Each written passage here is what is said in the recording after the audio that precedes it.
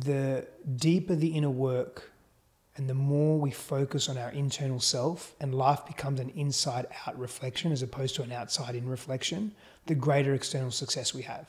So the more inner work we do, the greater external successes we have. It's really as simple as that, and is also as challenging as that. Yeah, I remember writing my first ever book. The book's called The Book of Coaching. It's actually right down there. And the book of Coaching, the reason why I called it The Book of Coaching is because I wanted to document everything that I think is relevant to a coach and their business, because that's one of the big challenges a coach faces, and a lot of our community are coaches.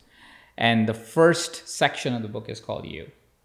And the section covers the idea that you are the centerpiece of your business. If you are not there, and if you are not, like sorted in some way, or you're not clear on yourself in some way, if you're not done the work and so forth. The second part of the book is your methodology, which is basically it will not work because you will just constantly conflict with your methodology because you're not done the work yourself at all. And your business will definitely not work because your business is an expression of you. And an extension. Of you. And expression as an extension, good point, right? Of you, which means if you haven't done what needs to be done for you, you won't be able to express yourself. You won't be able to extend yourself. And it's not going to work. So you have to be in order. How did your life change from that state of being doing the shadow work, 18 months of solitude, coming out of that, to doing the kind of work that you do today? Today you are a coach to high performers, to men, to women, to relationships, all of the variety of people that you get to work with. Where did that sit? How did that transition happen? The interesting thing was I've been in the transformational space in the personal development industry since I was 18. I'm 40 years old. So I'm no stranger to this industry. I've been here for quite some time. But what I was noticing, and I was very disparate. I was very all over the place. So I'd have my coaching clients. I'd be very blessed to work with some incredible human beings, like real high performers. Like we're talking Olympic gold medalists. Current gold medalists, they were current gold medalists. They weren't, even if they were past, they're still high performers. I mean, past and current, and elite special forces soldiers and special operations soldiers, and just people at the upper echelon of their being. But it was inconsistent.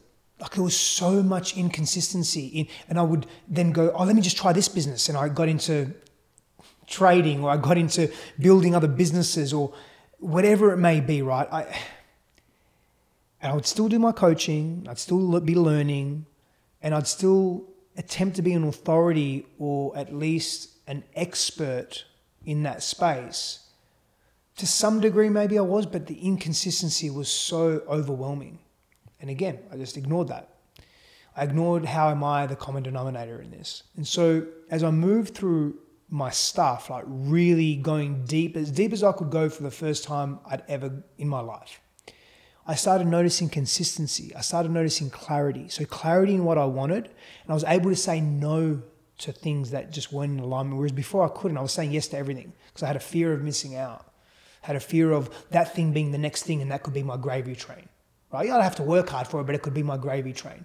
So I wasn't really thinking and coming from a place of, let me slow down and pause and really live from a place of passion and authenticity and integrity. Let me just do the thing that's going to validate me and give me lots of money, and then I'll be cool. I'll be loved. Everything will be okay. My dad will see how successful I am. That was an underpinning yearning and desire, right? That seeking of approval from him.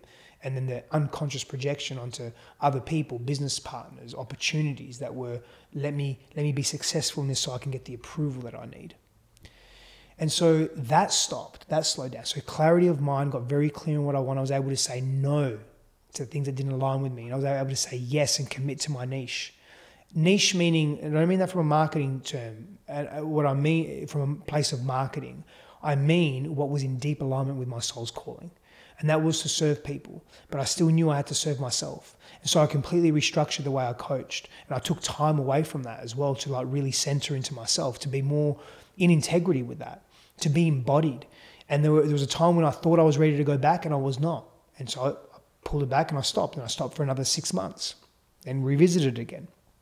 And so that discernment was a big part of my evolution and my growth as well.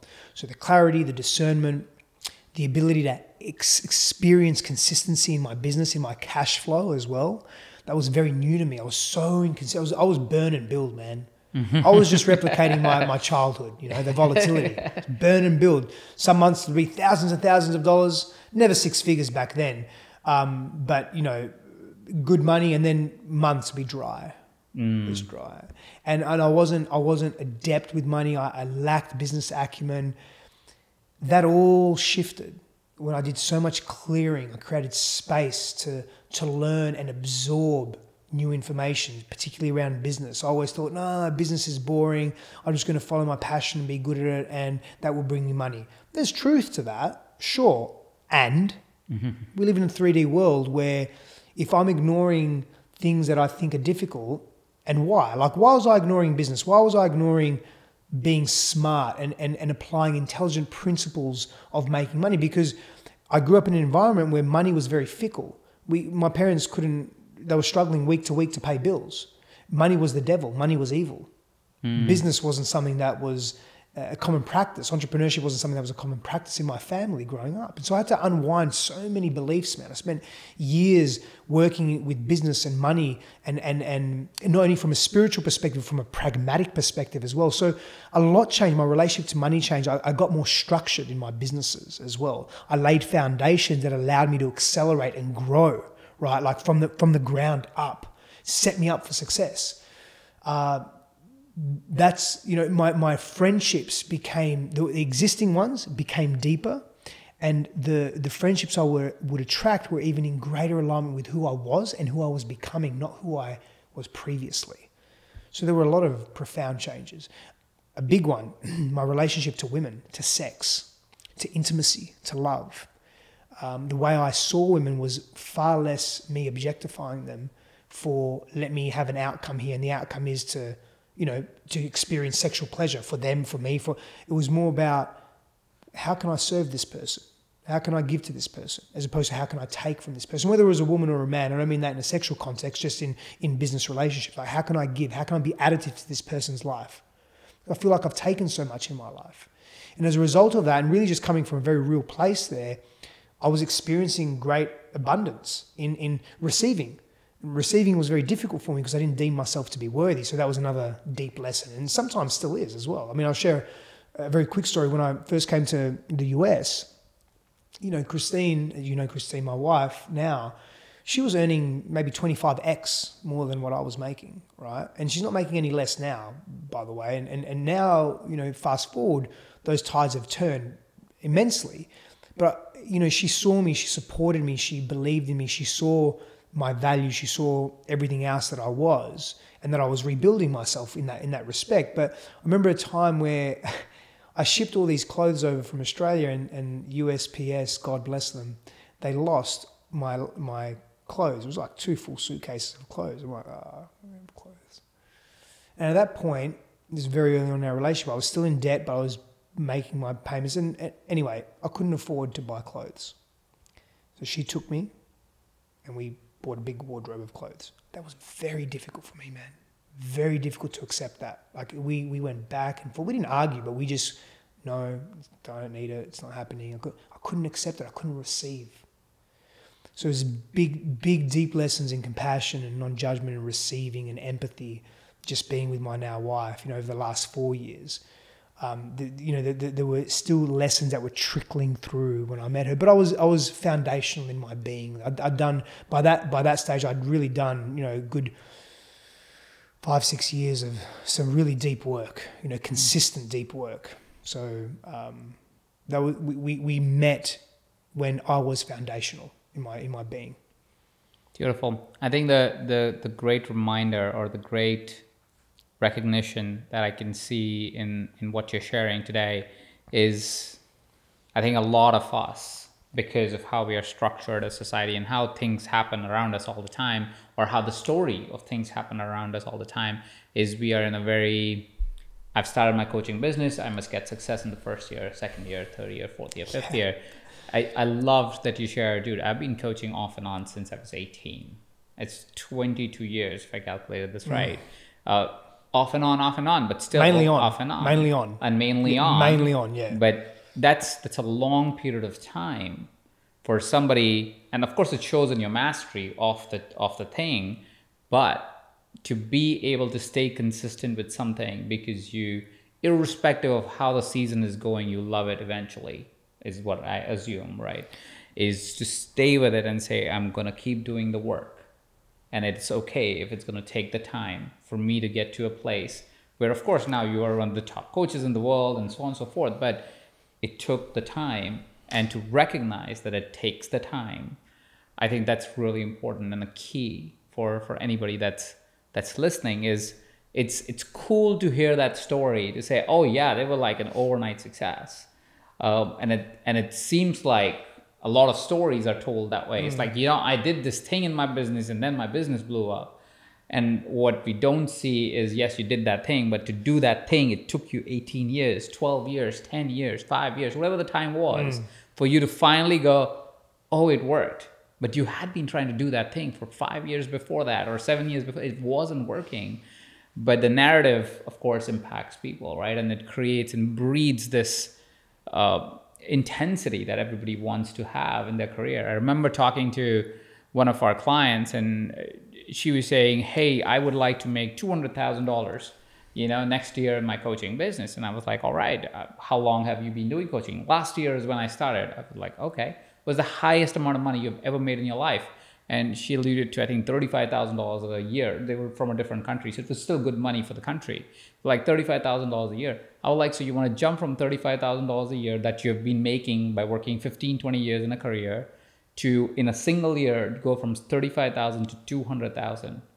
Why do you believe so? Well, everybody says you should be making that, and that's when you're successful. I was like, well, let's stop listening to everybody, first of all, because who is this everybody?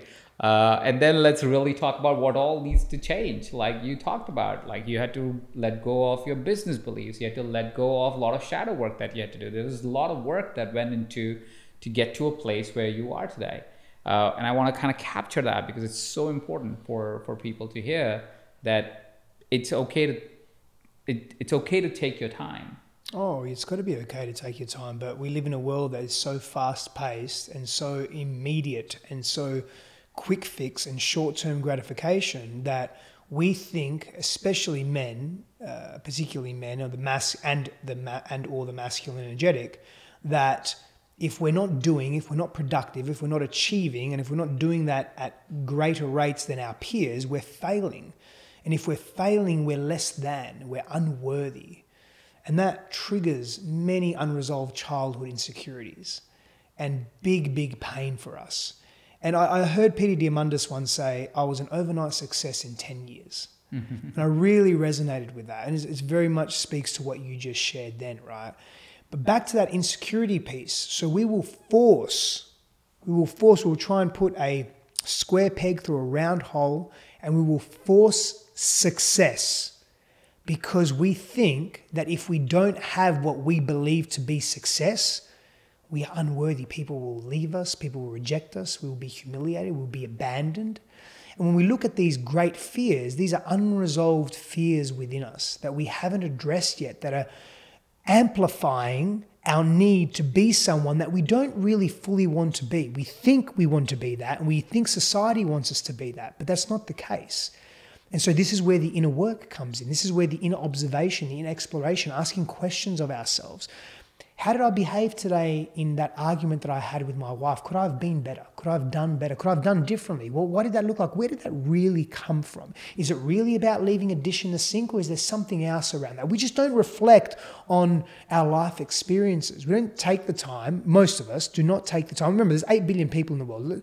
Let's not talk about your concentric circle of influence and who is in your life or in my life. Like, yes, we mix with people that think and feel similarly to us, and also I think we're aware enough that we also mix with people that think contrarian to us, because that's what we know, that's what helps us expand, right? Most people are just stuck on a hamster wheel. Let's be real. Like, most people are stuck on a hamster wheel. And so they're not taking the time, or they don't have the ability either, because they're fighting to survive, Ajit, as well, And so there are so many developing nations out there where people are just fighting to survive. They don't have time to think about existential issues or philosophical contemplation on how they can evolve their inner psychological world. They don't even know what those terms mean. We're privileged in that sense to have access to that. And when I say privileged, I don't mean it in that word privilege is quite loaded in today's world. I mean, it is a blessing. It's probably a better way to say it. It's a blessing that we have access to even be able to think about this. And my take on that is if we have access to that and it's available to us, it is our duty, responsibility maybe.